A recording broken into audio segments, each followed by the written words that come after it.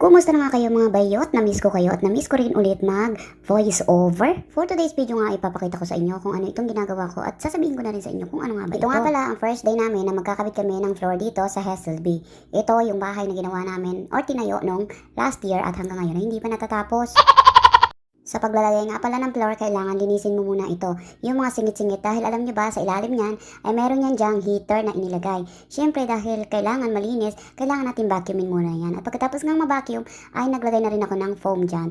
Yan yung unang nilagay ko na para papatungan ng ating wood floor.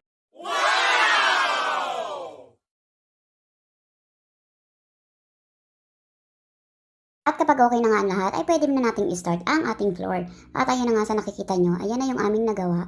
Ito yung aming first day.